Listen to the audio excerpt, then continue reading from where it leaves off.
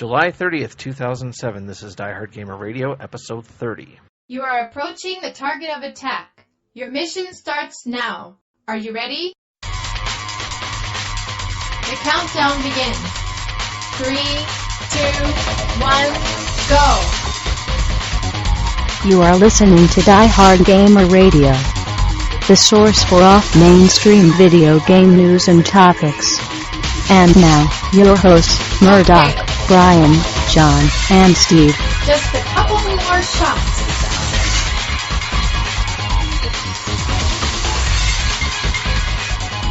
Okay, well, welcome back to Diehard Gamer Radio. As always, I am Murdock, and I'm going counterclockwise this time. I have John, Steve, and Brian. Nope. I think next time you should be somebody different. Yeah. This Murdoch thing's getting kind of old. Oh, okay. Also, it makes me think of Murtaugh, and I should be wondering where Riggs is. How can you ever be retro if you don't Where's change? Riggs? I'm here. Where's Riggs? Where's Riggs? Where's Riggs? You should pick your game name for next time. Do we ever get tired of doing that? Where's You've Riggs? been decaffeinated! I get about as non-sick of that as I get of diplomatic immunity. So basically, all our idiosyncrasies can be traced back to Movies? Lethal Weapon movies. Well, movies in general, yes, because we have no personalities of our own. Forefathers. I've been raised by mass media, and I'm rather proud of that. Yeah, It is telling when we can conduct a conversation solely in movie quotes. Yeah. that's actually pretty sad. Yeah. But what do we got? Hollywood's smiling. Hollywood is not smiling because we're not The watching grand the American tradition of 200 years or so. Yeah. We spent most of that time driving everybody else that was here before out of the country. We didn't have time to have culture. Yeah. No time for culture. All we got is Come back guns. later. Guns left over from getting everybody out of here. Yeah. So that was Steve's speech for his candidacy. He's throwing his hat in the ring To here. the ring for something. So how do you stand on immigration? He stands on a hat. How do I stand on? Well, I stand on one foot and I say, "You can work for cheap." I'm all about it. You cute? Somebody's got to do the crap jobs. So Indeed. As long as it's not me. Yeah. I don't want to do the crap jobs. I don't care who does them, just not me. And you don't want to pay for the crap jobs to be on either. Well, I don't have to pay any for any jobs because I'm a flunky as it is. Just an IT flunky. Your taxes go somewhere. Yeah, but not to that. I hope They I do end up that. in Israel somewhere. All my tax dollars end That's up in only a Israel. majority of it. The Oh, other the small other percentage of it goes to actually Saudi goes- Arabia for making arms for arms deals that will anyway. I was pretty sure most of our tax dollars went to old people. Well, that might be the case too. Old Well, people who old don't people- play video games. Yes. yeah, that would be George W. Bush and Dick Cheney. Those old people. No, apparently the guy who's younger than those two had a seizure off a dock today. The hell's wrong with that? I'm not even He going to got ask. too close to Scalia and got something. Oh, I'm sure he got something. So, Oh, my neck hurts. yeah. All right. So we're going to go straight to our gaming news. That's how Scalia stays so young. By drinking the blood of virgins? Well, yeah. Or Supreme Court justices, one of the two. Yeah. This just in. Our first news. Stop it. What? Guilty Gear 2 has been announced, and it's going to be in 3D. In 3D. I thought that was already announced. Didn't they say they were going to be like working on another Guilty Gear Well- that didn't break Well, now horribly? it's fully released, announced. It's for sure. Now it's announced. Yeah. Now it's announced for like dead paper, maybe? Perhaps. Yes. Yeah, but they didn't say it was going to be in 3D. Yeah, yeah. Well- in 3D! Well, it's not truly in 3D. It's No, still it's- on a it's- flat plane. It's in 2.5D, like Shut Battle up, you. Remix, It's a which in- game of the future. Does that mean it's going to be a 4D fighter? We need another one of those. Yes. What the hell was that? Fighting in the Sixth Dimension, 2012, Buckaroo Banzai. Yeah. Cosmic String Fighter. That'd be pretty sweet. No, it, All your fights take place in a 13th dimensional space, squished into a space smaller than the tip of a pin. You have to, integrate It still costs your moves. $60 though. and you still got to wait for the patch. Yeah. Yeah. All right. So moving on. The achievement is being able to see the screen. You mean Dead Rising? No, that's just the text. Sorry. moving on, something that John might be interested in. Pentavision making a PSP third-person shooter called S4, and Pentavision is the Korean developer that made DJ Max Portable. Is it going to be isometric? Because that would be sweet. Or is it just like a generic third-person shooter like every other? We do not know yet. All we have is a name. No screenshots have shown up yet, but it does look like third-person behind the shoulder, a la Gears of War type perspective. Huh. Well, hopefully it'll be easier than DJ Max Portable. Well, also, PSP is not exactly the best platform for FPSs. It's not a good platform for a lot of filter things. They did on the PSP actually worked quite well. Mm. They just have to stop trying to port two analog stick control schemes onto the PSP and do something that works instead. Well, or make it like Robotron 2084, where those 4 buttons on the right control it in a pattern that way doesn't work very too. well either. Because you just don't get enough control. Like the Ghost in the Shell game tried to do that. Yeah. And you could kind So of bad that failed. shoot something if you wanted to, but mainly it only worked because the AI stood there and let you do it. Yeah. I'm turning my tank right now. Just wait right there. Don't shoot me. For it. Okay. Wait for it. All right. Wait. I'm Okay, ready. now I'm good. It's because they were so intimidated by Kusanagi's outfit. I could see that. Next up, Cave's newest upcoming title has been renamed Death Lolita. That's the awesomest Only thing in I've Japan. ever heard. Well, the title used to be called Tenchi no Jusha. And Prior to that, it was Alive Geriatric. now it's Battle That's Lolita. actually funnier. a live geriatric instead of Death Lolita? Yeah. So Yeah, I work with what I Death got. Lolita, and it's subtitled some kind of lowly war machine. yeah, we'll have like 5 kanji in front of it. Yeah. So it'll Let's have a go little along girl with in a that, maid outfit with a gun that's bigger than she is. Yeah, this is like that anime, isn't it? With the little girls that were trained as like 7 or 8 year Oh, olds you to mean kill. Gunslinger Girl? Oh, you mean that anime? Wait. You mean that one with the young girls who have the impressive powers and the big weapons? Oh, yeah, that one. No, Yeah. These ones were kidnapped from families and then trained to be. Yeah, that's assassins. Gunslinger Girl. Well, Cave is going the way of the Toho shooters, the Imperishable Night, Perfect Cherry Blossom, and it's going to be a horizontal shooter, which is kind of unusual for Cave because they don't Indeed. make them that often. But I just wanted to mention that Gothic Lolitas are very relevant to my interests. Death Lolitas, probably not as much. Well, I think you'll make an exception. Well, it's a cave game after Death Lolitas are just Gothic Lolitas that follow through on their promises. And what are their promises, Steve? To Kill you! Or themselves. Or themselves. What Gothic Lolitas go around and Yes, Kill it's called people? Death Lolita. Subtitle So is and the- hero. Is the sequel going to be Jihad Lolitas? Yes. Yeah, it will be. Yeah, they just need to take a book out of Persona 3 for this one and have your little avatar, when you press the fire button, shoot themselves in the head. Yeah. awesome. But Cave is looking for cosplayers to promote this game. So, Cave, So you'll be they're just receiving gonna an go down to email from Shibuya me. with a camera and claim they're all Oh, cosplaying. God, don't you dare dress up in a dress and send a picture off. Yes. It's not for me. Yeah. I just want to go down there, help Apparently with the Shibuya judging. is not all that popular anymore, I'm told. Yeah. Oh. What, So and where what do all the cool kids hang out now? America. I mean, I guess it doesn't stop people from going there, but, like, it's not really, like, the cool place to hang out anymore. This is what I'm told from It's not totally emo enough. unverifiable places. That seems likely. We're probably 10 years behind on our Japanese pop culture. Yeah. Japan has pop Which culture. actually evens out because they're always about 10 years behind our popular culture. Yeah. So really, we're probably at a balance Well, like, somewhere. their fashion doesn't really, like, Okay. doesn't line up with ours, but... Well, Their Japan music fashion doesn't does. like line up with anything. Yeah, I It's know. not part of this It's reality. like you walk down to Harajuku and you're, like, in a different universe all of a sudden. Someone's been hit. Some prefecture's been hitting the remnant pile heavily. By the way, I was going to ask Brian something, but I completely forgot.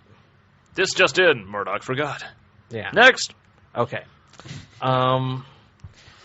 Something that'll make John real happy. Roger Ebert says video games still not art. Did you see who was countering him too? It's in the same Like article most by of the game Kotaku. press. That was Clive Barker. Clive Barker, of all people. That was really interesting. Well, that's actually why that happened, because Clive Barker wrote the response, and Roger Ebert felt compelled to respond, though his opinion and information has not actually changed any. Yeah. It's like, I still haven't played any video games, and I still think they suck. Thanks, Roger Ebert. I hope your mouth falls off. Yeah. Why don't you go out and complain about driving and not get in a vehicle? Yes.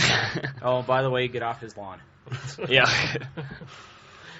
Hey, hit that lawn got 2 thumbs up. Get off my artistic plane!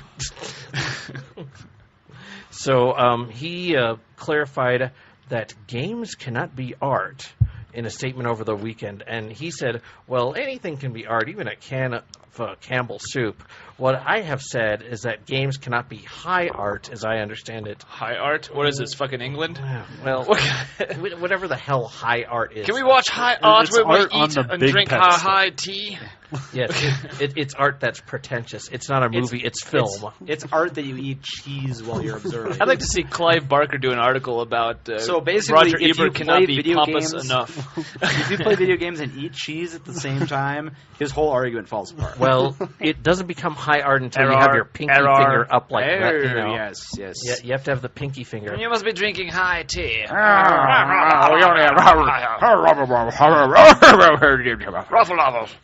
It's a good show. Oh, yes, I love playing... Oh, yes, Tony Blair. I love playing God of War while sipping a brandy and smoking a Cuban cigar. There's nothing like a good glass of cognac during Art of War. There's nothing like conquering Rome without a little Locusts are ouzo. the same thing as Tories. I played Rise of the Robots by drinking a Chateaubriand. I find a nice Grenache mixture Which is of unfortunate because the game made me vomit it all up. But I rebottled it and sold it for the same price. To the French. Yes. Because we're English, we know, and really deep down, we don't like the French very much. But they do like chunky wine, so... Chunk, chunk, chunk. Oh, very droll. This has an amazing cheese flavor to it. John is speechless. Why does this wine smell like robots? It has an oily residue, yet still fruity in the middle. That's Daikatana. I think Daikatana was full of frogs and bugs, actually. Yes. Oh my. Yeah, that doesn't make a good wine. Daikatana's like one of those things where it's cold in the winter, and you're like playing outside, make a snowball fort, and then you come inside and you're gonna have hot chocolate, and you open up and there's worms in the hot chocolate. That's what Daikatana is like. Kind of leaves you all warm and squiggly in the side. Yeah. So moving on, there is going to be a big surprise for the Wii in September, and this is per the NOACOO Reggie Fils-Aimé. I bet that's what he tells all And the the notes that I just couldn't say it. I was just the notes that I have in my show notes here is that This is a where big a surprise video for of this would have Wii been is more a joke useful. that writes itself. What kind of visual gag? Well, okay, that's probably not the best. Yeah, exactly. It's a surprise. Imagine the zipper here. Look at lady. Good. You can play with it and it does things. Yes. Like turn me on Yes. and off. We can sit in front of the TV and play my Wii. Yes. So In fact, Reggie, you can sit on my Wii. It's really exciting. Reggie has a big surprise, but Do they really? They already are like, oh, by the way, we're Nintendo. We're kings of the video game world. Do we need a big surprise that we're waiting for? yeah. Well, you got a name like Wii, you know. makes Well, you we've feel already got a small. peripheral that's going to let us do push-ups. So now we just need one to Thank let God, us do because I could never pull-ups, do maybe. push-ups before. Yeah. That's what video games are for, buddy. For doing push-ups? Teaching you things you couldn't do before. Oh, no, Yeah. I knew how to do them before, but without the accessory, I wasn't able to do them. That's what I'm talking about. Yeah. Next up, it'll be I the do Wii more stick. than ever. Yes, the Wii Stick. Don't give them ideas. It's probably in production right now. That means I have to make Evil Dead 2 It's again. pet-friendly. It's the Wii Rock. Also pet-friendly. Yeah. Yes. Moving on, Xbox 360 price There's drop. a hearing Is aid this, joke in there somewhere, but I just can't figure it out. Now, what's going on with the Xbox 360 price drop? Is this throughout all stores now, or what's going on? Because it was announced in a couple of the Sunday circulars. It was like We've got a leaked ad. I think it's, like what amazing. We're coming up on the holidays. They're going to cut the price. yeah, It was everybody knew it was going to happen. It's been Not a rumor really a since leap of pre logic, I E3. don't So now. I think the big unresolved question right now is whether or not it's going to apply to the core as well as the premium, or just the premium. Well, there was actually a more interesting leak, actually, that gaming related, actually, that previous to putting out Service Pack 1 for Vista, they're going to put out a performance and compatibility pack.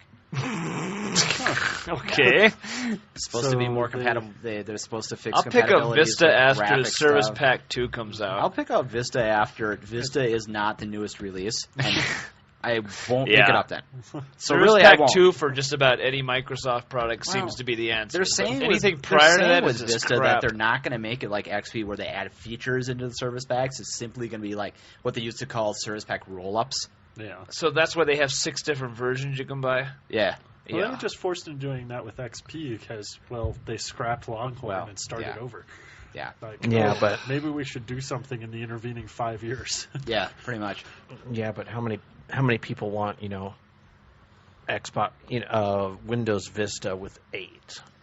Well, I mean, the thing is that the aids are they're bad. already Don't get planning that to version. come out with Oh. another. They're saying that they're going to put the next version. I forget the code name of it. Of Windows coming out in like 2009 or end of Well, the 2008 code name or right something. now is Windows 7. Eh. Which I think is a pretty solid code name, actually. I'm fully behind that scheme.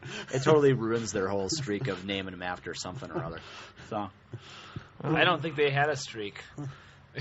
We can just do what Apple does Well, and they start had, like, naming them after. Longhorn, Vista, what there was no, a connection Vista there? Vista wasn't the code name. Vista was the release name. Yeah. I don't remember what the old ones were though. Well, moving on. Our next news: Nintendo prints money, literally. Not literally. They're not actually forging money. Well, no. Yeah. They are making things that people want to buy. Yes. Entirely legal. Yes, and Matter of fact, the goal of capitalism, if I remember, which seems to be what Microsoft and Sony aren't quite getting the hang of these days. yeah, the net income for the firm was 80.3 billion yen. Now, what's that? What's that in real money? Is that revenue? 600 Two decimal that- points that to is- the that- left. Is that revenue or is that profit? That is revenue, well, $668 that doesn't mean million dollars. Operating did they income spend to also get rose there? sharply. Yeah, exactly. What's the profit actually on that? Because the Um, revenue doesn't mean jack They'll shit. never give you that exactly. No, Well, they'll they never- have to give They you do the it for profit. the shareholders. They do it I for will shareholders. have. Yeah, They're but they won't making put it tons out of there. money. Well, Yeah. yeah, they will. You can look it up. It's public. Yeah, it's You Yeah, can go but on they're Yahoo not gonna- Finance. But I'm saying they're not going to flat out just go give it to somebody asking them for it. They say, "Yeah, go look it up." No, Or- they. Well, No, they. yeah, This they was kinda off their have to, quarterly but- report. This was off their. so somebody looked it up and then posted it as well. Well, they went to Yahoo No, Finance and Ninten- typed in Nintendo. Nintendo and always got it. publishes their earnings. Being in a a publicly PDF. held company. Yeah, they but where's have to. the- They by law. where's fulfill their income? legal obligation. Where's the actual profit? I will have to actually look that They're up. making a lot. That's Yeah, what they're I'm making- saying. Well, they're making money, but you can look that up easily. I mean, Oh no, I know it's that. I'm one just saying thing. they didn't flat out put an article saying, Well, "Hey, look at we made There's this a much lot of money this places year." that do. I mean, Yeah. most They press probably releases did that do that as a result. press release to their shareholders because they want people to buy Yeah, their but I'm stock. saying Yeah. the Japanese aren't that way. They don't go flashing how much money they've made. They don't push Well, that they as a have big to. issue. Nintendo America has to.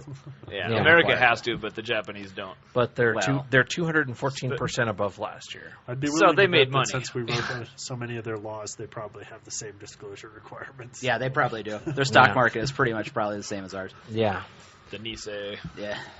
except that, there's more white collar workers committing suicide on that part of it. Well, apparently, and the cogs thing falling is, out of it the also machine. they also don't. I was reading this fascinating thing about Japan's finance. Like the problem is with their economy that nobody spends anything. One of their It big. costs too fucking much. Well, they don't spend money at all. They save. They're like the opposite of the U.S. Yeah, They save money all the time. They keep trying all these different ways to get people to spend money that that's they've how they saved. can afford the PS3. And they say things like, maybe we'll charge them if they keep their savings and don't make withdrawals on a regular place. And then everybody's just going to take all their money out of the banking system and put it under Yeah, a it's gonna mattress. have another bubble's gonna pop. And so what they're trying to do, there's all these weird things going on. Like there's people that are running around, and the conspiracy theory is that this is like the equivalent of the Federal Reserve in the U.S. that's going around putting amounts of money just places. I mean, this is a significant amount of money that are showing up in people's mailboxes and stuff like that, and falling off of bridges and crap. Huh? Yeah, it's really weird. And the theory is that they're trying to get people to spend this money to try to get the economy kind of going or whatever. But it's not. They can't jumpstart one the woman economy. One woman got 14 million yen in her stuffed in her mailbox. So it's like $1.4 million. Yeah. So did anybody come calling for that? No. Maybe with like a razor blade? The cops that are like showing up are like going, hey, you know, they show up and they're like, well, we got to hold on to this stuff because the rightful owner might come and claim it. Like, it fell off a bridge. But literally. after like 30 days, she gets it anyways. Well, I don't I'm know. I sure don't know there's what some that is. time period, and they're like, well, I guess it's yours. Nobody claimed it. Well, I don't know. It's Not When the necessarily. next the Japanese banks have held on to bad loans for 2 decades now without any Well, that's sign because of they were writing in them bed off. with the car dealers and realized, oh, crap, we're not going to make any money on zero financing. This is all also kind of retarded because there just isn't the same public infrastructure for retirement there. Well- People in Japan save money because their companies don't have retirement plans. Yeah, the companies are not that... Well, It's and not this whole shocking. thing is this whole thing is a conspiracy theory anyway. There's no real reason to believe that the Federal Reserve of Japan or whatever the hell it is doing it. But it's still kind of weird. They're And just They're magically- trying to do that. They're trying the to, money fairies. They keep and they're trying to just find dropping different off ways money to get people anywhere. to spend money in Japan. Well, They're not. And the whole trying to get people to spend money thing is like one of those just bizarre fallacies of Keynesian economics. Well, It's I like,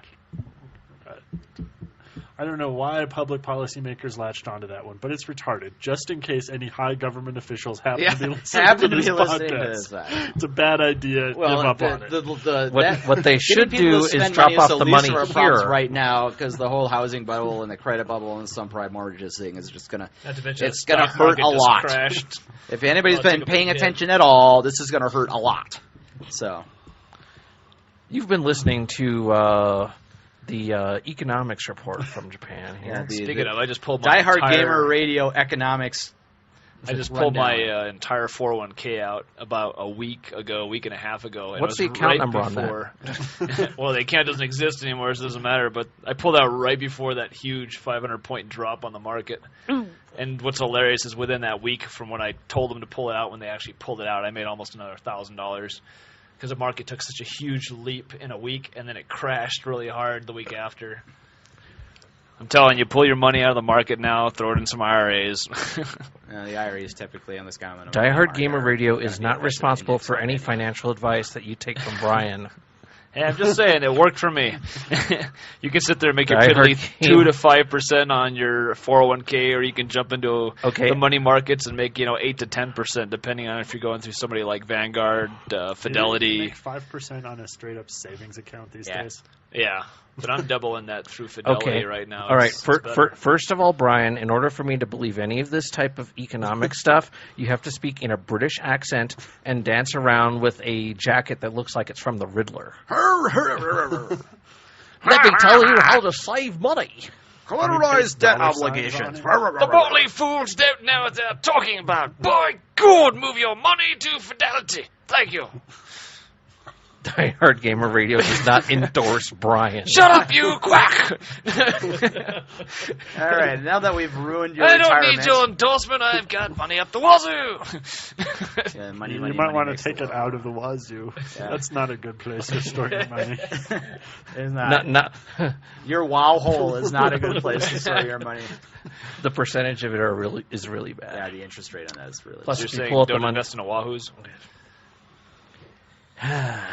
Next. yeah. Now Next, that we've ruined your entire retirement, here's some more stuff about video games. yes. Nintendo DS game comes out about retirement. Don't. God. It's Oh. a retirement simulator. Yeah. Well, don't give them ideas. There's already a stock market simulator on the It'll be on the Oh, how many PSP of by those some are there? Japanese company where you can make the bubble burst and try and recover. from the makers of Tainohara Resort. And it'll be just as exciting. And it'll pull Wow. live stock market information from the actual markets. I'll buy a game like that when it's actually paint drying on a wall. They actually make a game that is... Okay, sand here, pull this here, now paint it. That's a new game for Watch the it Wii. try.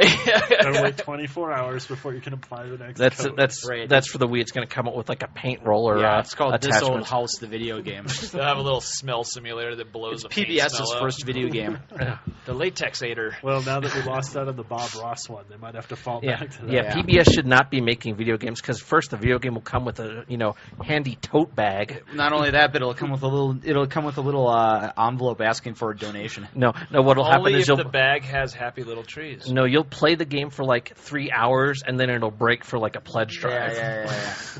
All right. But the game will be free. Yeah. And in HD. Yeah. Moving on, Loco Roco sequels planned for PSP and PS3.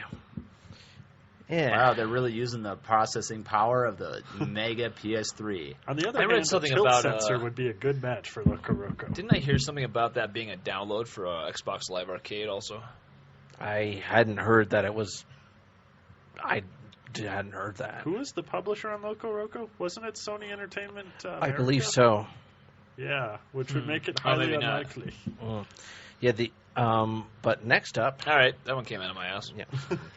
That's where you got the Wazoo and the Wahoo and your retirement funds. So Thank God I've got you. Next up, Viva Pinata announced for the Nintendo DS. Crazy. Yeah, and this was from Kotaku, actually. Huh. Well, there is a sequel coming out for that, too. But I guess that's not that weird, because they've definitely licensed stuff for the handhelds, and it's not like Microsoft has a handheld device. There's anybody else on the market that's doing it's as well. Not like they're competing against themselves. No. I don't think Microsoft could make a handheld device if they tried. Yeah, it's a portable brick. Well, they did make one. They made it in brown. Yeah. I mean... Which is hilarious, because it played like shit, I hear. Okay. That was a brick. Yeah, the jokes don't get any better from here, folks. Quit while you're ahead. Diehard Gamer Radio. You see that big button that has the square block on it? Press that one. You'll be happier. Yeah. Where's the easy button? That is the easy That's button. the Wii. Yeah. Okay, so we're going to go straight to our game topics as we've run out of gaming news. As opposed to the other game topics that we were it's just news. Our game topics are better than yours. Do we know if that Viva Pinata one, is that going to be based on Viva Pinata, or is that going to be based on the other Viva Pinata Party Animal spin-off that they were doing at E3? Or don't know. All we have is a title. All we know is that it involves beating pinatas and feeding the remnants of the pinata to the little pinata children. Okay, so it's not Viva Party. My girlfriend makes fun of me for playing a game where you breed pinatas. Would you like to go into more? Would you like to go into more detail on that, John? No, it's too emasculating. I bought the game. I just haven't. It can't be any worse than the guy who looked at me like I'd suddenly grown breasts when I told him that I was going to play Loco Roco when I bought it. So. And then the next day you had breasts. I did and took off that day from work. I am feeling mighty perky. So, moving on. Our first game topic is, how important is music and or a soundtrack to a video game? John? I would know. I always play all my games muted. Are you serious? Hell no. Yeah, I was about to say. I don't know. We could ask a deaf person. They might have an entertaining perspective. Except you'll have to type the question to them. I'm gonna find a pen and jab out my eardrums and go downstairs and play. I'll come back. Yeah. Well, it's weird. This game would probably be better with sound, but I can't hear a damn thing. Okay, now that we've offended everyone on the planet, we haven't offended the blind people yet. I really do not think we have a large deaf listenership to this podcast. I don't think we have any deaf listeners on this podcast. I don't think there's a lot of deaf people listening to the deaf. I hate deaf people. I don't think you have to worry about deaf listeners until you actually put subtitles in the podcast. Yeah.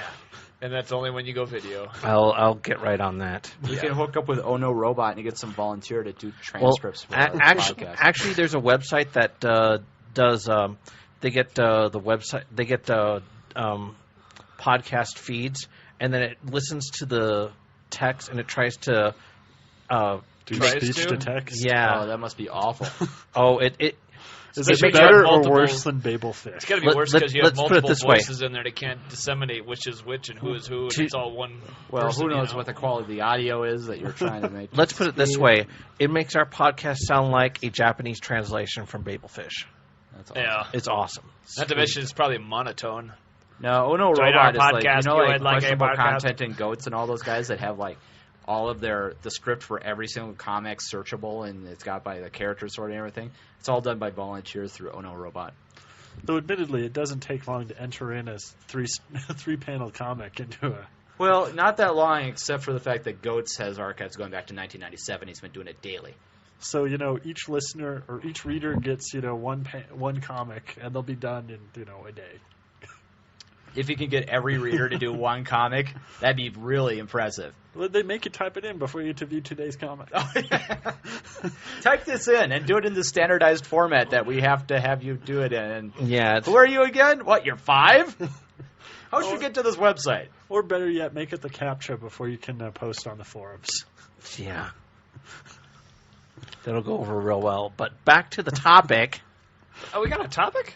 Yes. Whoa. So is music or a soundtrack important to a game? Well, for Guitar Hero, it'd be a lot less fun. Yeah, okay, yeah, all right.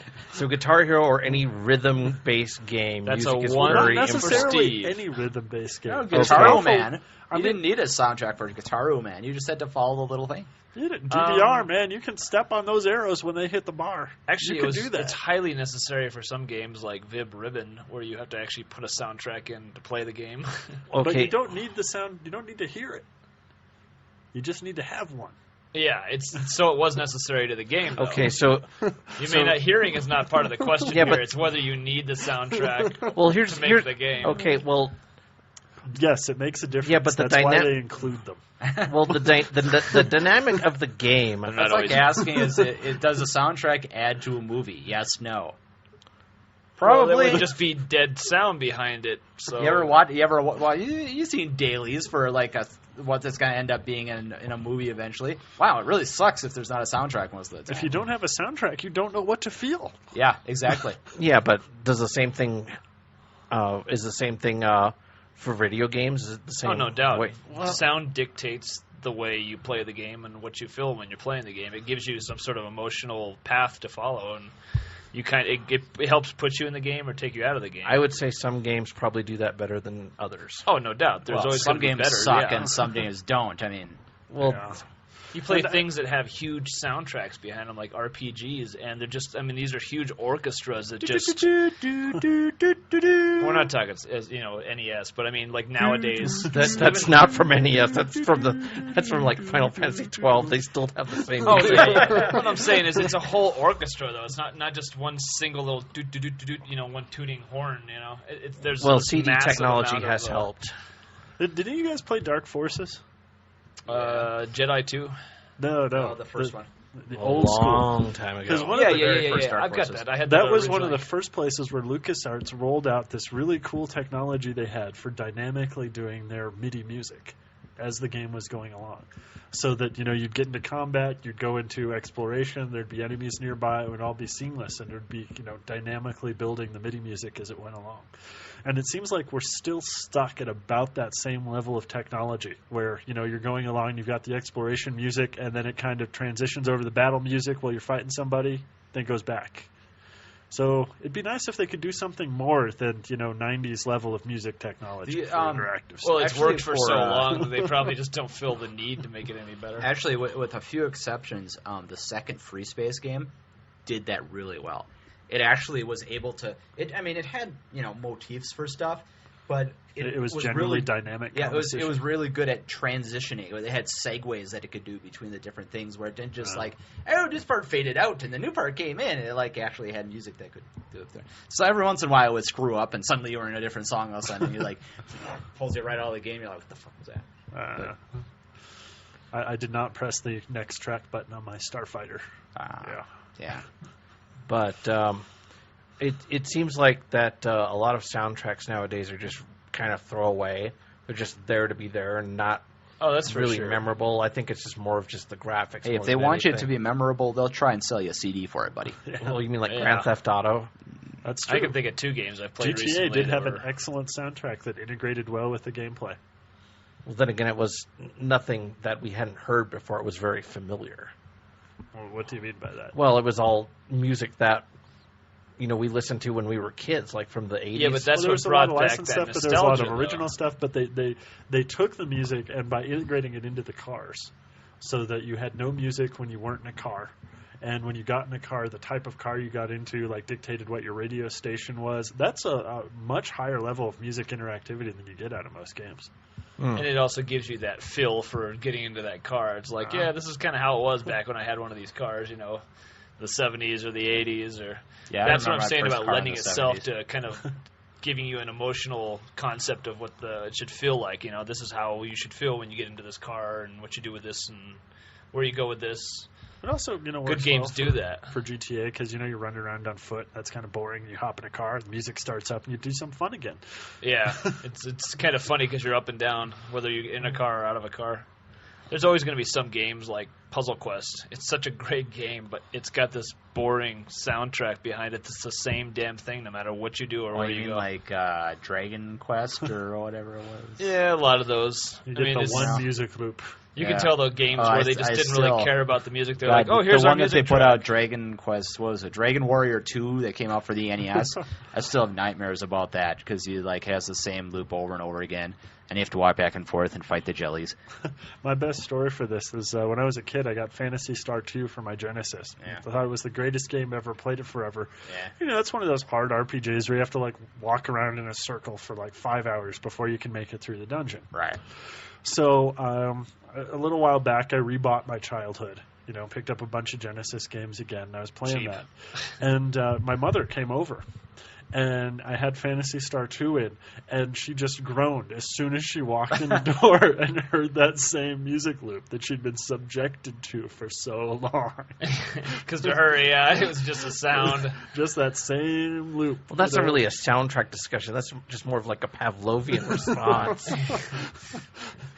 Well, I think it's also music something that's shaped my music taste as I got older, too. I kind of got trained to be able to withstand 3-minute music loops repeated for a year.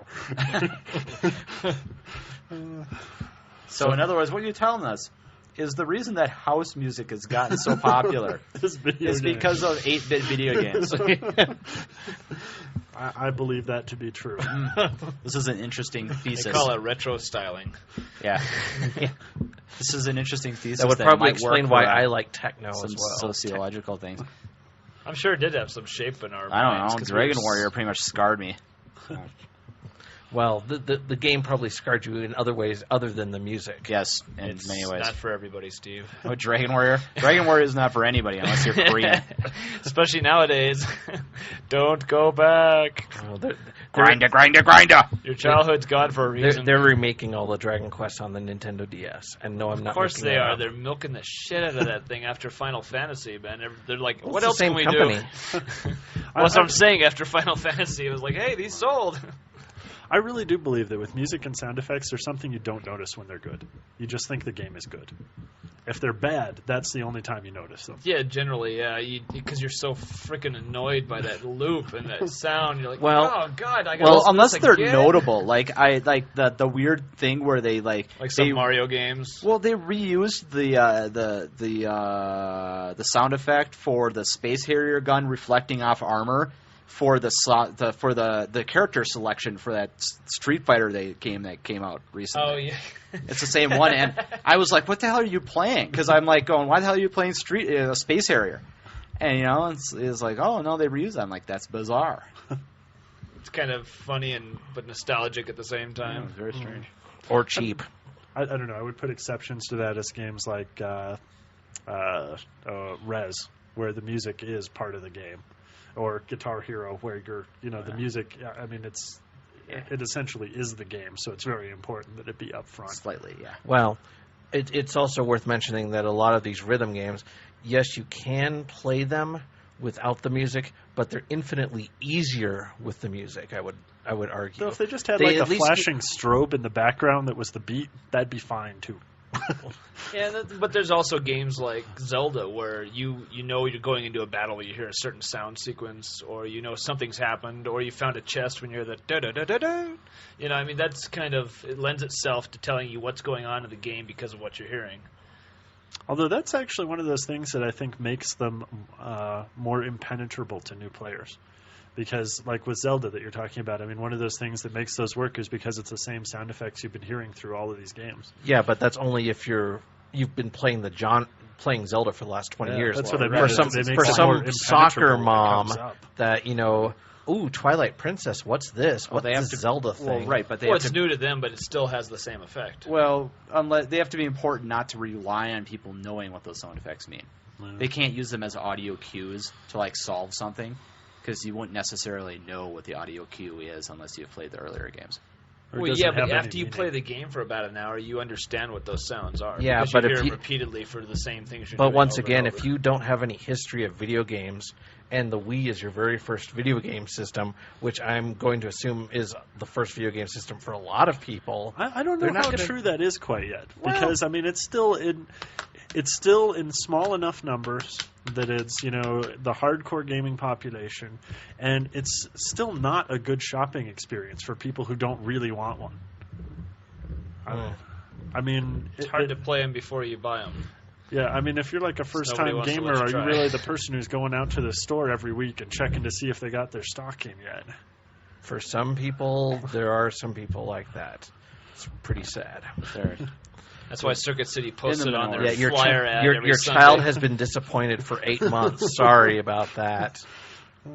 There was some sort of thing on Kotaku about they might be revving up production because Nintendo was talking to a third. Well, they better be because their supply chain is obviously fucked. I think it's like in Taiwan or Okinawa or somewhere. There's some other factory they were talking to about making stuff for them. Yeah, they're trying to desperately keep up with demand. I would swear I read something too from Nintendo saying they will rev up production before Christmas. Well, can you imagine being a first-time video game console buyer in this gen, like this year, how massively confusing it is to why people would really like this hobby? Like, wow, so great.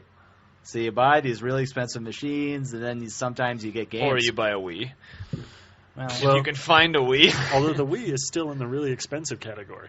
I mean, you're talking $250, $300 you want to play with somebody else. That's not a small amount of money. That's about what every other system's been, though. Yeah, but it's not a small amount. It's not a small amount of money. And I mean, that's what they also all acknowledge. It's not even until you get down to 200 that you're even talking about targeting the mainstream. Yeah. I mean, we know Nintendo's going to get there. I mean, you got to realize they're certainly positioned to get there. Incumbent in this conversation is these are people that have no experience with video games. So they don't know that, $300 is a common release price for any system. They're thinking, wow, it's $300. Now, these people don't know that. There's a lot of people that don't know. They don't know that, but they know it's cheaper than the other two consoles, and that already sells it but it's better, still though. $300. It does matter. Comparing them to those two consoles. They're going in the store and they're looking at the price tags and going down the line, like PS2, which is still there on the shelf, and it's like, what's different between that one and any of these other things? And, other than $300 difference. Well, I mean, that's the thing. It's $300. Okay, if you're in a hobby for video games and you play it a lot, $300. All right, well, I'll save a little bit. I'll buy it. That's $300 for somebody who doesn't know anything about the hobby, doesn't do anything in it yet. They're laying out $300 minimum. Well, just that's to get probably in. why they sold more PS2s last Christmas than anything else, because they were so well supplied, they were so readily available, and they were all down to like $100. So, hey, $100, we could drop that in a game system that's got 30,000 games out there. Yeah, except for the fact that nobody was pushing the PS2 during Christmas. They didn't have to. It sat on the shelf, and it was cheaper than any other system. So it was the one people were buying, and it was plentifully available. But I'm not really talking about those people, though. I'm talking about the people that bought a PS3, that bought an Xbox 360, that bought a Wii. Who are these people? The people that are in the numbers in the sales thing. That it's got to be really disappointing if that's your first system to be like, wow, so this is what it is, huh? That's awesome. Well, yeah, that's a granted. That's always going to be the given for the first year of any system, though. Yeah. People can't just go in there and expect everything to be roses, Well, I mean, the Wii is like totally making money. I completely believe that, but I don't think they're going to have actually made their goal of hitting the mainstream until we start seeing them, breaking like 30, 40 million installed units. And I mean, it's going to take them a while to do that, to get that success, but it's not till they get that point that they're actually out past people who are really gamers. But there's also another kind of word variant that's in the mix now, too. I mean, there's people buying Xboxes or 360s because now they can get certain games on download. There's actually more downloadable games selling out there than regular games. Which I think is really sad, actually. It's sad, but it's funny because it's pulling in another audience that is able to get PCs? these, People. Yeah, a lot of people don't name it, but yeah. Yeah. Why would I want to download an old movie on my computer? I'm not against people are going to downloading those things or something, but it's just that it's sad that you can download like these little games for like $5 or whatever. Meanwhile, I go to the store and I look at all the games and I'm like, well, look at that, nothing I want to play. Does MAME allow you to play online with somebody else? Didn't they put there are some versions that do support into it? I hadn't read that yet, so that's kind of interesting. Because I thought that was part of the pull of Xbox Live, is you're assuming that they made the games and you're getting on there multiplayer compatible. A lot of them are, though. A lot of them are designed for that, though. Some of the ones that they've done the like enhanced versions of, they have some of the live functionality for them. But a lot of the ports that are just the straight-up emulation of the old games. There aren't that many ports on there, though. I mean, there's probably only 1/3 as many ports as there are other games created just for Xbox Live or being ported over from other things that are allowing people to get on and play. 50-50. And it seems like they always release an old game and maybe we get a new game. Well, back to the topic. Oh, that music thing? Yeah. Yeah, we're just not that interested in that. Well, I was going to get to I was going to get to the next part of it. Oh, okay. Because I wanted to just rising, falling, rising, falling. I wanted to ask what your most memorable video game music is. Your favorite? I think we already went over that because we have nightmares about the one. No, okay. If you have it's memorable, but it wasn't anything that you liked. Well, it doesn't matter if it's liked or not. It was memorable. Well, memorable in the good sense is what he's saying. Yeah, memorable. Memorable for me was definitely Rez. Yeah, Rez had an awesome soundtrack.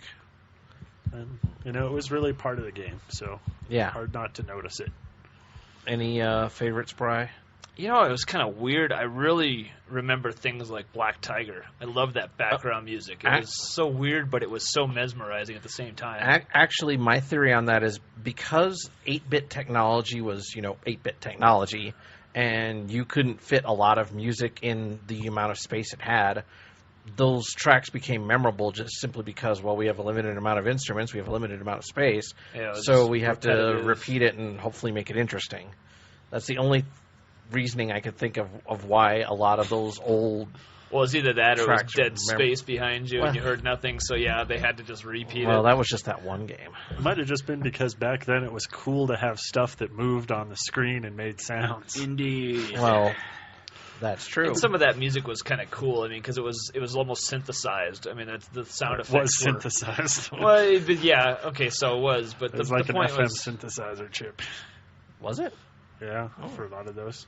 Anyways, the point being is the sound effect was cool. It was neat. You know, it was hip, it was fun, it was styling, you know, it was... I will say this, and I'll probably get some flack from it. No, you won't. Well, I Put might. your jacket on. There'd have to be people here to actually give you flack. Oh, okay. One of the best soundtracks ever, Mega Man 2. Yeah, okay. I don't remember it, but I remember it being decent. I mean, it wasn't like, you know, I'm going to sit around and like, I'm chilling in my room, listening to Mega Man 2, but it wasn't so boring that you minded hearing it over and over again. So. I think that had a blue dude in it. Yeah, it did. Yeah, and a bunch of other dudes that were named Man. I stopped playing after 2 or 3, I think. I just kind of got burned out on it, but it was always a well put together game, I remember. Well, 2 was pretty epic. I mean, they pretty much had everything together on 2. Yeah. They act together. Is that on the NES? Yes, yeah. NES. I mean, a lot of the old Nintendo games, the first-party Nintendo games, like Nintendo Power, whatever. You know, Zelda, Mario, Metroid, had pretty good soundtracks. But then again, like I said, they're really limited and repeat a lot. It's funny how amazingly catchy some of those tunes were, like especially the Mario games. You always remember those, and you catch yourself whistling them randomly once in a while too, and it's just like, wow, that brings back a memory. So it wasn't a horrible memory, but I mean, it was kind of like, yeah. Well, it was a horrible memory when the Goomba, followed me into the bottomless pit. Yes. That was the eternity with a Goomba. It sounds like poetry there. Yes. You know what I remember? That was another one of those examples, though. Space Harrier. Welcome to the Fantasy Zone. Get ready to... Sounds like you're getting married. Yeah. It was pretty good. I liked it. I remember things like that, yeah. That's like, one of my favorite things about Space Harrier was that Road Blasters for the Atari. I was very good at that. I will say that a lot of the music from Yuzo Koshiro, very good. Like Shinobi, Streets of Rage. Shinobi, yeah. Shinobi goes way back. That's. I think he even did ActRaiser. I think it's ActRaiser 2, yeah. if I'm not mistaken. That was kind of cool because it was one of the few RPG action mixes out there. So it was unique to have music that good. The first one was. Yeah, the second one changed dramatically. You can't do better than Spy Hunter. Well, that was Dwayne Eddy, wasn't it? Well, it was a simulation of such. Rolling Thunder. Rolling Thunder had that weird background music that was Rolling. I don't remember Rolling Thunder. It was the thing that was you went left to right. It was 2D, and you had to open doors. Guys. Well, I remember the game. I just don't remember the music. I remember the leopards that would kill you, but it wasn't a great memorable track. But it was one of those background things that you needed something back there. It was more filler, but you never forget things like that. Did Impossible Mission have one? Even though I can't remember right now. Impossible Mission has one. Maybe. I don't know. I seem to remember some sort of music happening after "Stay a while, stay forever," and then you jumping off something and frying. Yeah, R-Type soundtrack. Music. Darius G. had Well, some the great only reason music. that R-Type had a really good soundtrack is because he always heard the first stage all the time because he would always die. Yeah. No, things like Darius That's G. why you had an remember awesome soundtrack. Super Mario Brothers. I think everyone knows the... Oh, I died. Pickle! There were other games, too, that seemed like they did really well based on that music, like Panzer Dragoon was just another, like Panzer Dragoon 3. Was it Ariel? Azel. Or Azel. I really like the soundtrack. That was a great soundtrack to me. And that was by the time they got around to being able to do a CD soundtrack, right? Yeah, that made all the difference. And that was the excuse for got real to buy music. It. Yeah. So I was surprised that John did not say anything about Shadow of the Colossus.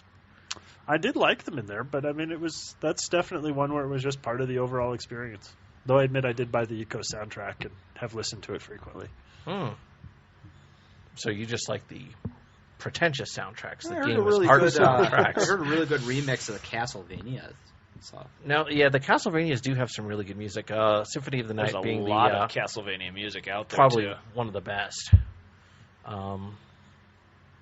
Can't think of any other soundtracks that... Yeah. I mean...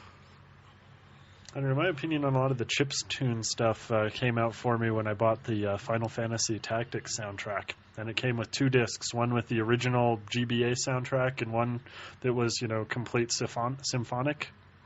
I haven't listened to that GBA one since I put the second one in. There is one that does come to mind to me, too. It kind of ticked me off when it came out over here because they changed all the music for it, was the original Gran Turismo. The Japanese background music was much better for the gameplay than the American soundtracks they threw in. A lot of that was licensing. It was just getting the licensing over here, which is usually the case. Well, they put on stupid American songs, rock and roll songs, and Beach Boys songs, and you're like, what the hell is all this? I don't need this for my driving experience. I like the Japanese one was orchestrated. There was a reason behind it. The American one's just like, that sounds like a car song. Yeah, Throw it in there. You failed the driving test, so we're going to play Oingo Boingo now. And no, I'm not making that up. That would have been exciting. Well, it's like, oh yeah, you failed. That's not Oingo Boingo. That's Mellow Yellow. Whatever. It is a group named after a soft drink. I know it's something like that. Okay, the Oingo Boingo soft drink.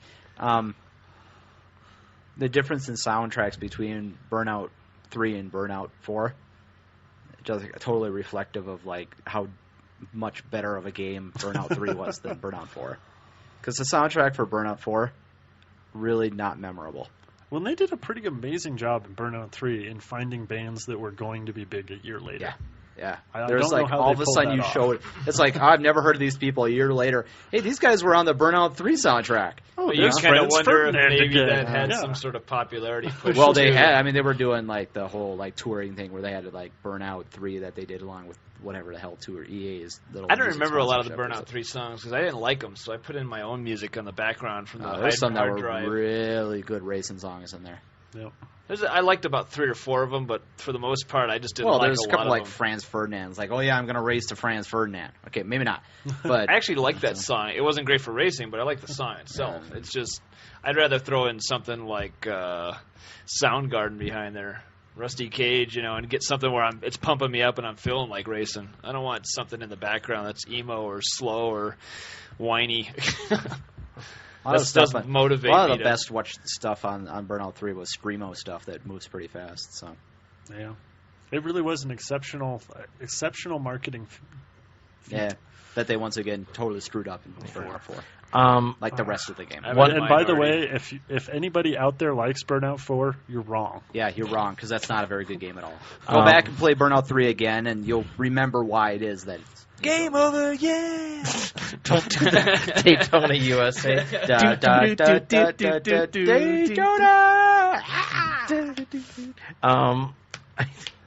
Actually, I will Cruising USA. I was thinking of the Sega Rally Racing. Oh yeah. We would play Cruising USA after hours at that arcade just to try and hit the deer. I will say that the worst video game soundtrack I've ever heard was for Time Killers on the arcade because it had no soundtrack. It was just a ticking clock. Oh, that's awesome. Well, I don't remember the soundtrack for the teaser soundtrack for the Twilight Zone pinball game was Twilight Zone by Golden Earring. Except in MIDI. Revolution X had a pretty bad soundtrack. Oh God! I don't know. You guys just don't like Revolution You didn't play X. that I game really for the enjoyed. Soundtrack. I really enjoyed it. It was a fun action game, but you didn't listen to that one for the music. Nobody cared about. Well, there was no music. It was all you just go and shoot CDs at people. Worst soundtrack ever? Journey game. I take that back. The Atari game? the stand-up arcade game that actually had a Journey cassette in it that played Journey songs while you played. And I'm not making that up. I seem to remember them a really tape break. They did a really bad version of the Atari Journey game too. I don't think I ever saw that. I saw it once. I think it was one of the arcades around us. I think had it. Yeah. Well. So, you put your quarter in, and the thing would just press play on a tape player in the cabinet? Apparently, yeah. I enjoyed Dragon's Lair. Did it have to rewind in between players? I have no idea. That and Space Ace. Space? You mean the Don Bluth game? Space Ace? Dragon's Lair and Space Ace. Those really didn't have any soundtracks. It was just... But it was based on what you were doing at the time. The music worked around whatever you were doing. Well, it was just more like incidental animation music. It was just without it, the game would have been just bland. It would have been like, I did an action thing, but nothing sound. Nothing really... I didn't hear anything from it. Have you ever sat down and watched all the miss sequences in Dragon's Lair, all the death sequences? Yeah, it's pretty hard to watch. I don't know. I thought it was pretty funny. Can you get a DVD rip of the whole game? Just watch it. I have the Laserdisc rip of it. Okay. When I just sit down and watch it straight through. And see all the when I worked in an arcade, I borrowed the Laserdisc and copied it onto a video cassette, and I actually still have it, where you can watch all of Dragon's Lair if you wish. You could probably still buy the Dragon's Lair disc on eBay. Well, they're selling them now as DVD copies. Because, the DVD menu system is sufficient to play Dragon's Lair. Yeah, you can play it you don't even have to play it. You can just play it and just watch it. You don't need You don't need to interact with it at all. As much as I hate saying that word. Well, there was also I wonder if they're going to eventually do that. Because like Night Trap and Sewer Shark were actually VHS games before they were CD games. You are correct. And so I wonder if they're ever going to like. There was a bunch of other games that came out for that VHS. Like the system. Digital Pictures Warehouse or something. I think that was exactly what they were Pictures. called. But I wonder if they'll ever put those out on like DVD or something like that. Quality is probably too low. Well, if they even exist anymore. That's true, too. Yeah, Sewer Shark was pretty bad. Because I'm sure they could do it, especially with the new HD DVD and Blu-ray features. Yeah. Plus, do you really want to play Night Trap in HD? You know what I want to actually play? Dana Plato, all blurry. Cobra Command. that old Laserdisc game? Yeah. Was that the chopper one? Yeah. Yeah, that game was harder than that hell. That never came out anywhere. No, there's a reason for it. I thought it came out on the Sega CD. No. There was a game that had a similar name, but it wasn't Cobra Command. That's named, isn't it? I don't think so. It's a Laserdisc game. Oh, it was Laserdisc only. There is an emulator for Laserdisc games. It's called Daphne. You can download the emulator, but to get the actual raw, I think it's AVI or QuickTime files. I'm not sure how they store the Laserdisc video on Daphne. That one and Astron Belt. I want Cobra Command and Astron Belt. What about Hollow Fighter? Hollow Fighter. Oh. No, Holocene was the name of the game. Yeah, it's out on. I think it's out on DVD. Along with Time Traveler. Yeah. Like the little one with like the little holographic guy that was like in the little nook that you could play. Oh, that was a cool cabinet. I still saw one of those up in Aurora. It looked like a Double Dare set. Has one of those? They were selling it. I was like, yeah, but Mark Summers was going to walk out. But you put in like only $2, and you get to see these little figures walking around like they're really there. Yeah, that was pretty cool. I played that a couple times. I had no idea what was going on, but it was just cool to see the little holographic guys like zombies coming towards them and stuff. Let's not talk about Time Traveler.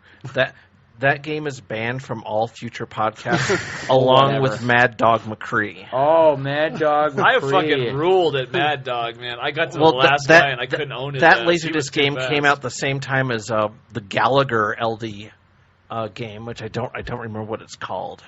But I know it had Gallagher and the comedian Gallagher. The Melon Smashers. Yeah. Yeah, I don't remember the name of that either. Yeah. All right, we're on the next topic. Saw that. Well, actually, that's pretty much it because we were going to drop. The idea from Steve was that we were going to drop reviews and just have like general pseudo-intellectual meets Hercules or video game discussion. Well, we could talk about like Guitar Hero. So what do you think of Guitar Hero 80s, Brian? Well, I haven't played it yet. I think it's overpriced. I got it for $39. Like I said, I think it's overpriced. Okay. Like I said, it's the correct price, adjusting from inflation from 1980. Actually, yeah, from 1988, games have actually gone down in price. Yeah. In real dollars. Unfortunately, they haven't gone down in price since they released Guitar Hero 2. I've got an Atari game at home that still has the plastic on it. Well, actually, it's pretty much got all the features of Guitar Hero 2. Well, that's it, though. They didn't add anything to it. They just add songs. It's an expansion to Guitar Hero 2 with less songs for the same price. I have an Atari game. Guitars were in Guitar Hero 2. Okay. How many songs that weren't made up by people I've never heard of in Guitar Hero? Who cares? 50 instead Jesus! of 30 that are Either you want to buy it or you don't. Fuck it. I don't know. They had. What did they have? They had. Did they have like 7 sets of 5 or something like that in Guitar Hero 2? Who knows? I think it felt about the same. It took me as long to get through one as the other one. Hey, there's also all the bonus unlockables. There was a lot more stuff. Guitar Hero 80s is an expansion pack. Well, it is, but it's new songs grafted onto the same. It's a booster but pack. I never played any of this bonus tracks that I didn't care about because there were songs of people I never heard of. So, I mean, literally, Guitar Hero 1, all those bonus tracks you could buy, I never played them. Okay. Except when we were playing co-op and you wanted to play. Steve, now this was your idea to do the like pseudo-intellectual meets Hercules type discussion. Yeah, what? And I'm trying to make my point. Yeah. Everybody shut up. I try, but I fail. Then you get up because you don't have enough tape. Well, tape? Yeah, to tape over people's mouths. Oh. But did you want to do like a quick what have we been playing lately type of talk, or? I thought that's what we were just doing, actually. Well, we were just I didn't think it was kind of going that way, except people were arguing about one game and stuck on one little point of it. Well, we got to talk about the game we were just talking about. Well, I mean, for me, because I have not been playing Guitar Hero and I've never had any interest in playing it because I'm not musically inclined whatsoever. Just sit in the background and be silent. Yes. I watched the World Series of Video Games on CBS. And? Oh, my God. Was it awful? Well, CBS has no business doing anything that is modern. Yeah, it's because they're all run by a bunch of old pompous people that have no connection with what's popular and hip. Okay, watching other people play video games on television is really boring. Yeah, it's really boring, but it's even more boring if they have no idea what they're talking about. You need to watch something that's an actual game channel like Gameplay on Dish Network, because that actually sits behind two teams of people that are playing something like. Yeah, but the thing is, they have the game, but they don't know how to televise it though. So they don't know how to present it. That were. Oh yeah, I would assume they were trying to explain the games rather than actually knew anything about them. Yeah, it was like they got the golf announcers to come in and do the game. That's too bad. Do the game commentary. They're trying to copy what like Gameplay does. Not only that, but they're trying to be hip, and it's failing miserably. It's like, video games are the next big thing. It's like, video games have been around since the 60s. I don't know where you're coming from. Well, it wasn't the next big thing. They're the latest thing to be picked on as a modern issue, but that's probably about the biggest thing. Once again, mass media is behind about 30 years. Well, it was the next big thing right around when E.T. came out. Yeah, that's got to change, though. I mean, you look at how many people are playing the Wii now, how many people are picking up DSs because the games are more popular. It doesn't even have to change. Gaming is already mainstream. Well, I mean, for older culture, though. I mean, for this culture that's not looking at it correctly. Now there's already a game console in like over 80% of households.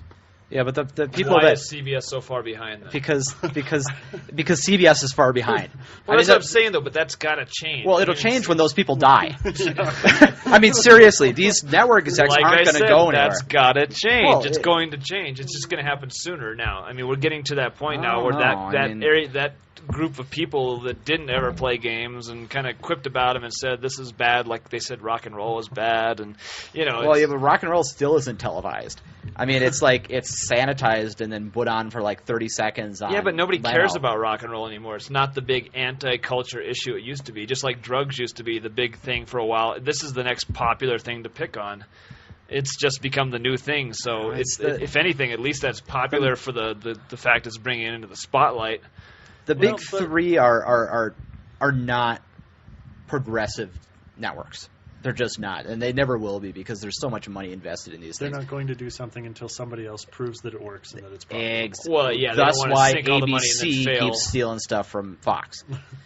Well, it's because Fox does something for half a season and then drops it and calls it bad, and then somebody else picks it up and makes it work. Well, yeah, that or Sci-Fi or Cartoon Network, you name it. Somebody else will pick it up and do something with it. But other smaller networks don't have as much on the line if they put out something for a couple episodes and it doesn't work. ABC, they have to put out a series. The amount of money they put out to make even a pilot for a series is ridiculous. So they have to be conservative for their thing. Otherwise, their shareholders will go risk, crazy. No potential. Well, they want steady revenue. They don't want big revenue. Yeah, that's the problem with it, is they can't take any risks, and that dooms them to be mediocre.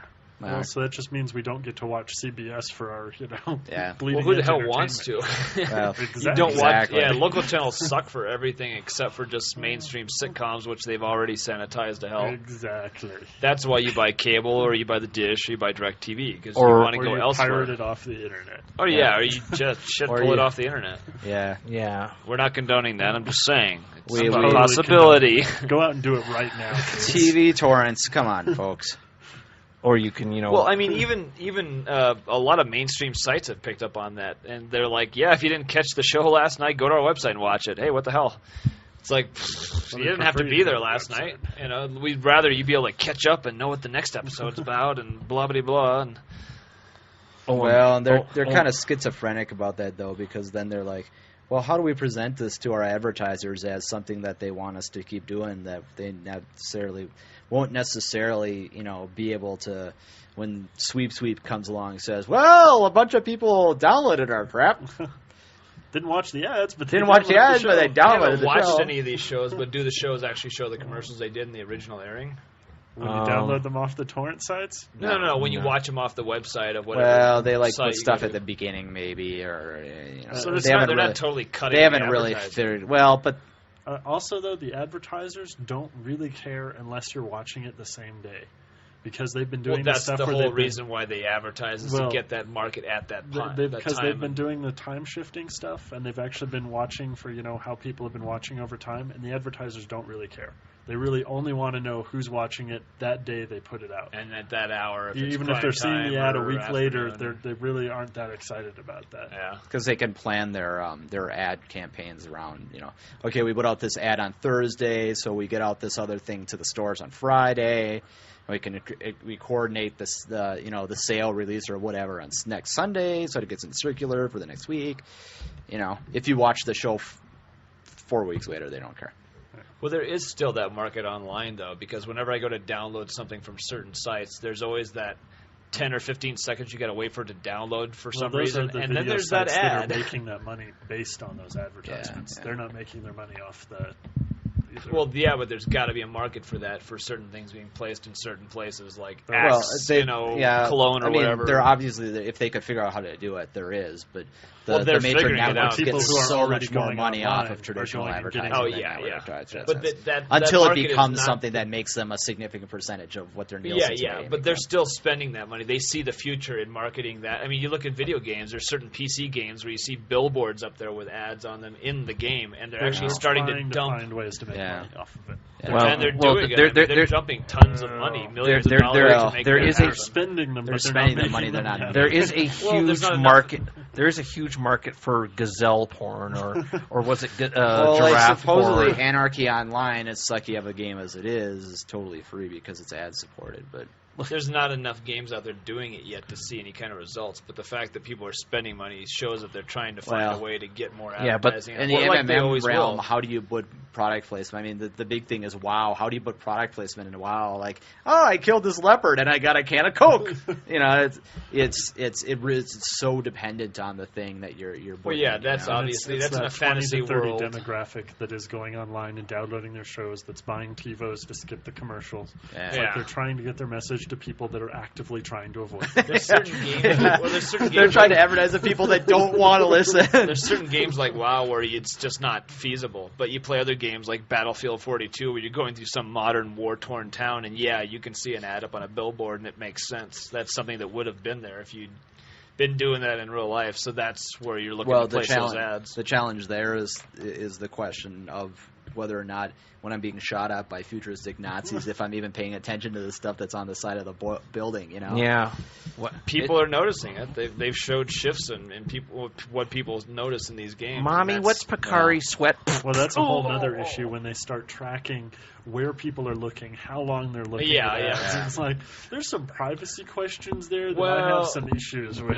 And that's why we don't download those games. Not only that, but the only people that are going to tell you what those statistics are the people who are trying to sell ad space to the advertisers, and so it's to their benefit to inflate those numbers and say, look, this totally works. You totally want to give us money. Well, we'll never know how accurate that is. It's true, but getting back to the World Series of video games, like I said, CBS has no business doing any type of anything that's modern or relevant or anything.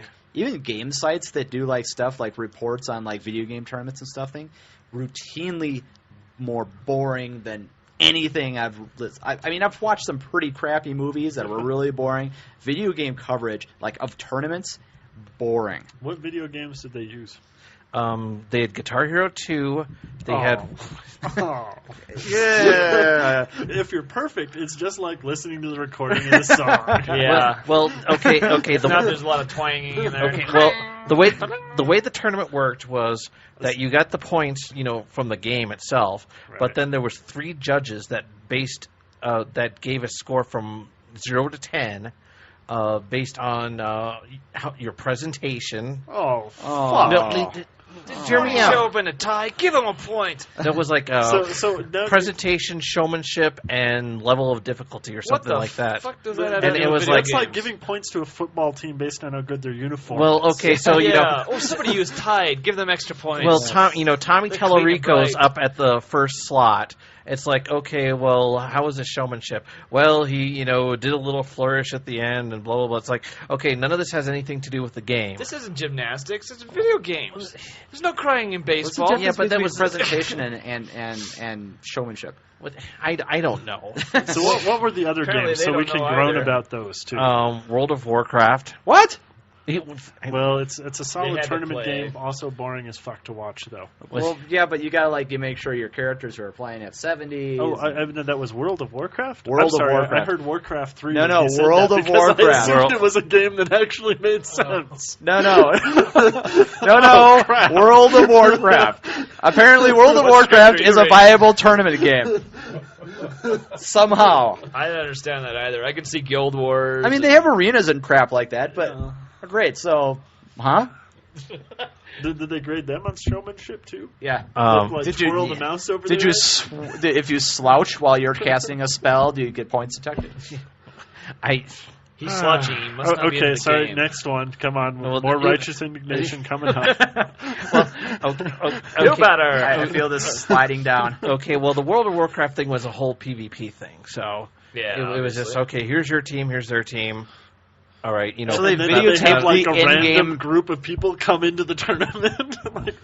So they videotaped an in-game arena fight that happens every day that really aren't interesting to anybody except the people in the game. That's why they failed. Well, their choices of games were questionable. Game number 3? Yeah, what was it? I'm actually looking it up now. Okay. Because I actually watched don't remember on the Dish it. Network I watched a StarCraft tournament between they'd picked 4 players from around the world that were tops in the game, and then pitted them against 4 Koreans that were tops. And all the Koreans won by minimal amounts, but I mean, one of them did really well. But it was hilarious to see. Well, it was hilarious to see this all happen inside of 5 minutes. The game was so mastered. I mean, these kids were mastering the keyboard commands. Have you ever done that with Blizzard.net? Because they let you download replays of all their games. It's but this is kind of cool to watch and see the back and forth. It's somebody that knows how to play it. Apparently, StarCraft. I mean, the strategies are known. It's like chess. Yeah. But it's amazing to watch it in motion. It's just watching people that memorize these things. Well, you want to watch people do these keyboard commands and see the shortcuts. It's just amazing. The kids are moving at light speed with their fingers, and they win this game inside of 4 or 5 minutes. And you're like, God, that took me an hour. That their strategy would be a lot easier if they could just press one macro button that would do most of that. Well, they're doing it now. They're probably right on the edge of it. Okay, the one I saw was with a Counter-Strike. All right, here are the games that were at the World Series. Counter-Strike. Here was the games that was at the World Series of Games. So it was Fight Night Round 3, Guitar Hero 2, Quake 4, and World of Warcraft as the main circuit games. And then other games included Counter-Strike, Warcraft 3, Call of Duty 2, and Gears of War. The more violent FPSs were not aired for obvious reasons. So CBS are a bunch of wimps. Wait, so you show Quake 4. Well, they didn't show Quake 4. Quake 4 was one of the games. It was not aired on television, possibly due to the violent content. What they did air was Fight Night Round 3, Guitar Hero 2, and World of Warcraft. That was what they actually aired. So they actually aired the games that don't make for interesting tournament play. Pretty much. Alrighty. Fight Night might have. But then you're watching a video game of boxing instead of watching boxing. They were doomed to fail in the beginning. Well, here's this. Okay. I can't play Fight Night, but I can see the depth that game has, and it's right up there with a good fighting game. Well, I'm sure it is, but it's probably still not very fun to watch. The problem with Fight Night Round 3, and this was more of a presentation error with CBS, is that first of all, no matter what you do to video gamers are not the best people to have in front of a camera. Do they have little inserts showing the gamers or something? No, the gamers were on there, and the camera was pointed at them, and they were dancing around like headless chickens playing Guitar Hero 2 with their pasty white selves. And the problem is that, video gamers, not dissing the people who play the hobby, but we are not a pretty bunch. And it doesn't make for good. Well, I'll go. Well, I myself, have this GQ shoot later on tomorrow. But the thing is that we're not. We are Uglo Americans. We're not ultra pretty movie star type I'm quality. We're talking Murdock's like normal. got some sort of self-hate going on here. Just quiet. I think it's self-loathing. But the thing is that, okay, they want to make the video gamers as hip as possible. So for Fight Night Round 3, they take the two competitors that are going to actually battle out for the final tournament, and it's like, okay, we need you to go inside a boxing ring and pose like you're about to fight each other. So you have these two really thin, lanky video gamers just looking like they're about to battle it out, and it's like, you're not really selling it here, CBS. I'm gonna rip your head off and shit down your neck. Was there a lot of swearing they had to bleep out on this show? No. See, I don't buy it. I'm sure that was part of the contract when you went on. The thing with the show is that it was heavily edited. So I'm sure it was recorded well in advance of its being aired. So, because it was only an hour long. Yeah. All right. So I'm sure that there was a lot of stuff cut out, because if we had to sit through the Guitar Hero 2 tournament, we'd still be watching it now. So is there any video game that would be interesting to watch? I thought the Counter-Strike tournament was actually pretty interesting. FPSs are, the Counter-Strike was the witch-touching game. No. Maybe not. I mean, how did they show the Counter-Strike one? I mean, did they hop from viewpoint to viewpoint? Yeah, they actually they go from team to team. They profile the teams. Right. And they follow the teams, and actually this was like some big like national tournament. So they picked, however they pick like amateur teams for any sport, and they follow them, do the little profile thing, and go through whatever. Well, you can go into a lot of FPSs and actually choose to be a camera viewing the action going on, and that's how they go through that feed. So they're viewing it from that third person. They followed people who were playing, and they actually explain like, okay, now the reason that in this particular tournament they have to do this, and the reason they have to do this is because of this. And, then they show gameplay footage of this. And this person here is renowned as one of the best players in this sort of style, and here's why. Here's the skills that you need to know to play this sort of game. And that's not only that, but they actually take the background to understand. Like one of the keys for Counter-Strike is memorizing maps. Right. You have to memorize the maps, otherwise you're just going to get. Well, but this is actually made like a sporting event, though. I mean, they actually go in and have little 1 minute breaks where they have a little bio on the person where he came from. That's they show fucking boring. Home. They should cut that. Well, yeah, but they're showing it. Says, this guy's spent this much time. They show him in front of video game tournament organizers. If you're listening, take my advice. Okay, you done now? Can I continue? I don't even remember who did this one, though, so it was a long time ago. It's cool, though, because the guys announcing it actually know the game. They've played the game. Yeah, it was obvious the maps. they've done their They homework, understand the characters playing it. They know why these guys are renowned. Hell, they probably played them against them online themselves, so they know what they're going up against, and they know what they're talking about when they explain it, and it actually lends to the game, because then you feel like you understand what they're doing and what each team is doing. And see, Brian, I agree with you there. That's the best way to go if you have people who actually know about the game.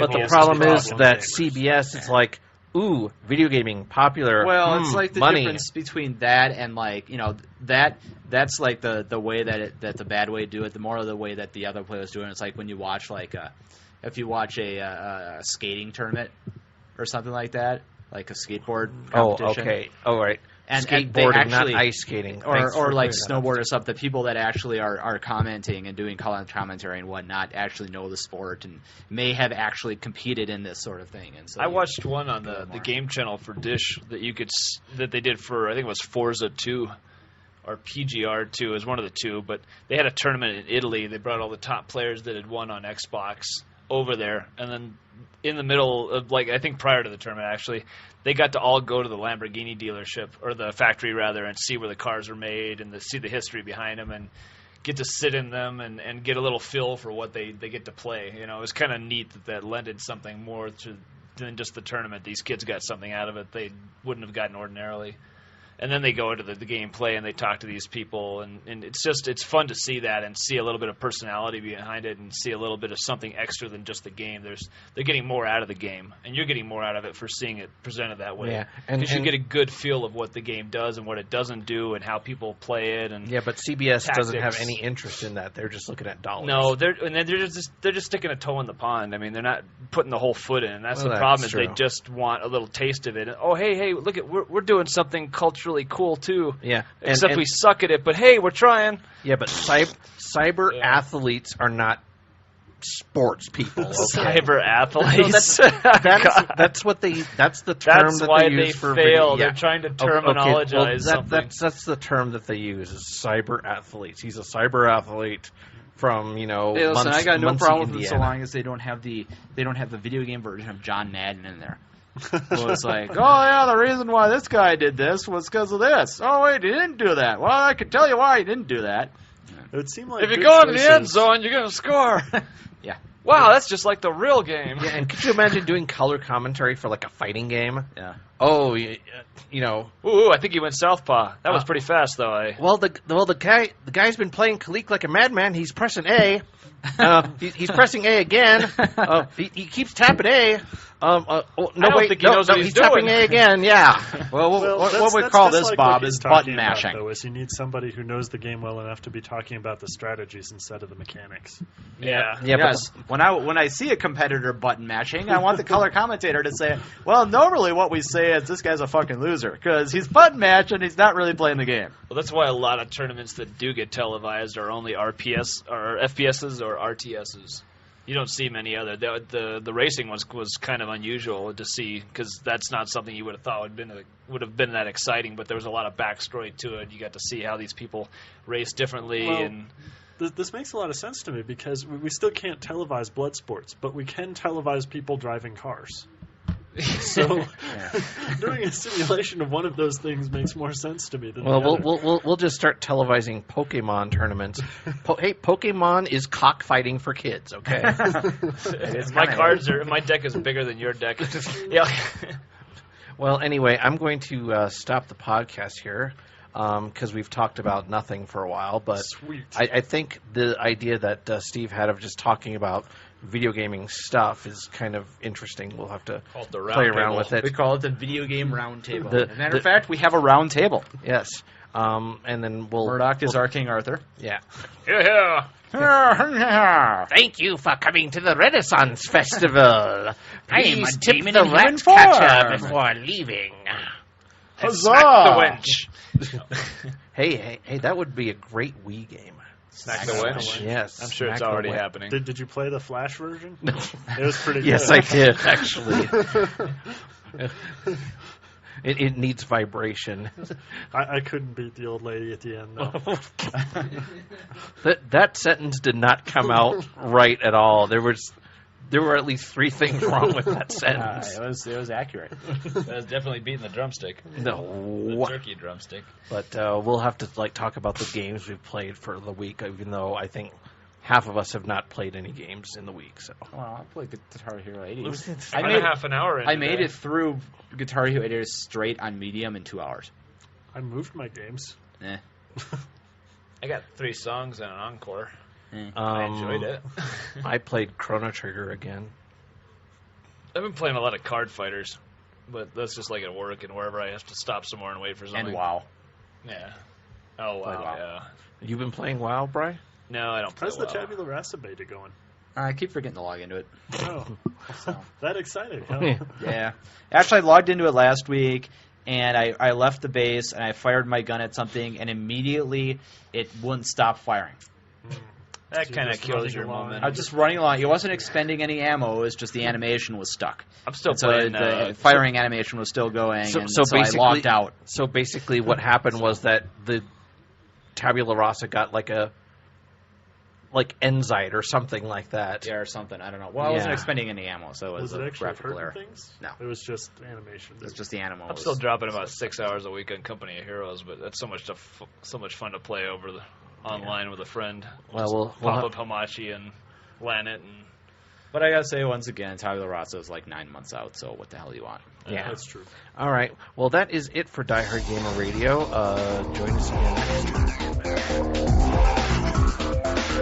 Thank you for listening to Diehard Gamer Radio. You can visit our website at diehardgamerradio.com and iTunes, or you can email us at diehardgamerradio@gmail.com.